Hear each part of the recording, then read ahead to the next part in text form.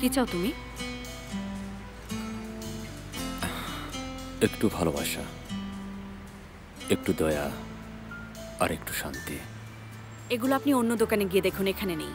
ওরা বললো সবকিছু এখানেই পাওয়া যাবে। স্ক্রিপ্ট। আমাদের এখানে ভালোবাসা, দয়া শেষ হয়ে গেছে। আর আপনি শান্তির কথা বলছেন, ওটা কখনোই ছিল না। এখন কি করব? উনি তো প্রচন্ড জেদি। যা ইচ্ছা করুক, সেটা ওর প্রবলেম সীমা। বাহারি আঙ্কেল, বাহারি আঙ্কেল। আরে কি হয়েছে সোনা? একটা কথা বলতে চাই। আমি বাবাকে অনেক ভালোবাসি। তাই নাকি?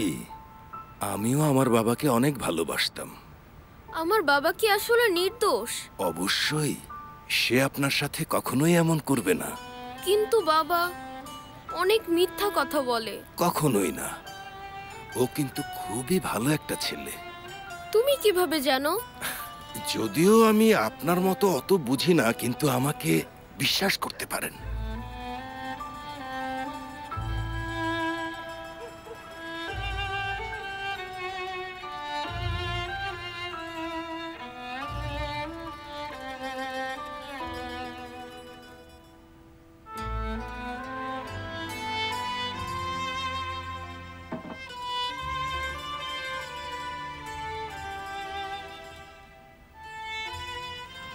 আচ্ছা, তাহলে তুমি কি একটা গুন্ডা না আঙ্কেল?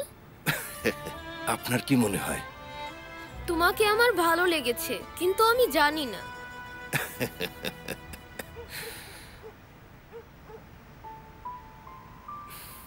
সিনান, বাসায় যাও শোনা। দাদু চিন্তা করছে আর বাইরে অনেক ঠান্ডা। আচ্ছা, good night. Good night. Hello Ayesha aunty, কেমন আছো? ভালো। আচ্ছা, তোমার বাবার সাথে কি কথা হয়েছে? ফোন করেছিল, ধরিনি। কি হয়েছে সেমা? আপনি জান, আমি আসছি। বাবার সাথে কথা বলেছিলে? না, বলতে পারিনি। বাবা কি তোমাকেও কষ্ট দিয়েছে আয়েশা আন্টি?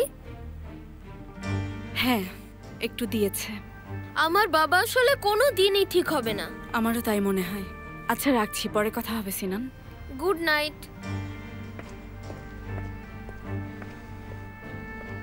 সিনান, তুমি কি এতক্ষণ তোমার বাবার বন্ধু আয়েশার সাথে কথা বলছিলে? কেন জিজ্ঞেস করছো? কারণ আমি আয়েশাকে চিনি। শুনেছি ওরা দুজন ঝগড়া করেছে। ওরা আর বন্ধু নেই। আরে এসব মিথ্যা কথা। তারা এটা করেছে আয়েশা আন্টির বাবার জন্য। আমি জানি না কেন। আচ্ছা, তাহলে এই ব্যাপার। আমার বাবা অনেক চালাক, উনি এসব অনেক ভালো পারে। আচ্ছা, এখন ভেতরে যাও। Good night. Good night. ও আসলে খুবই চালাক, খুব চালাক।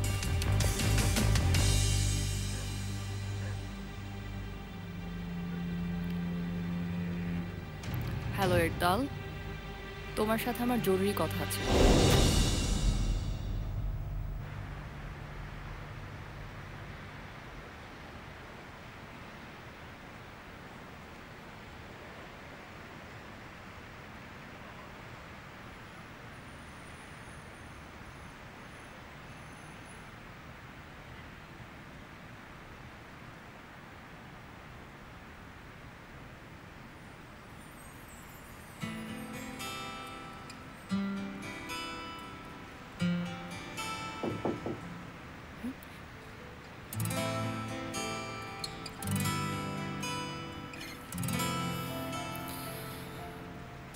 ভালো, তুমিও বসো।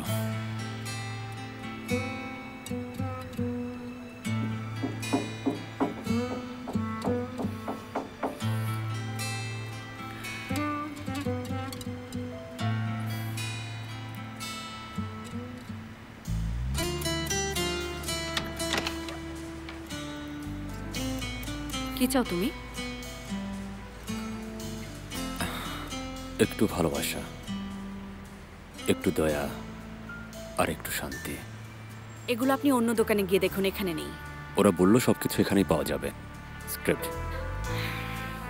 আমাদের এখানে ভালোবাসা, দয়া শেষ হয়ে গেছে।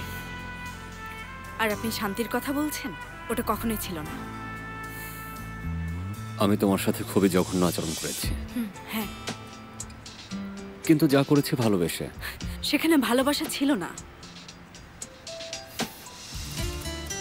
আমি খুব হতাশ ছিলাম, এখনো আছি, আর এই হতাশা ক্রমশ বেড়েই চলেছে।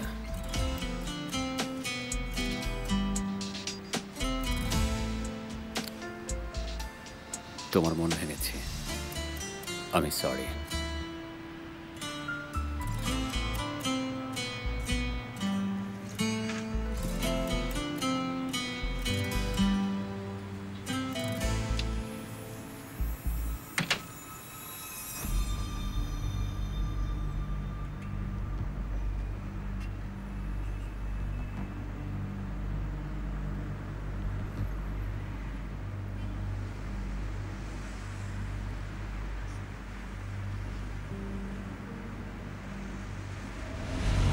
চলো এখনই সত্যিটা বের করব।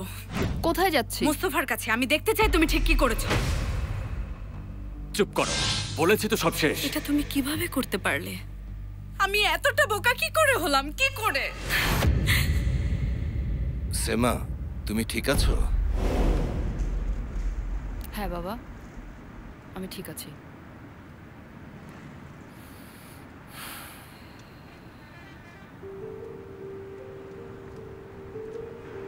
মুস্তফার ব্যাপারে এখন কি করব বাবা?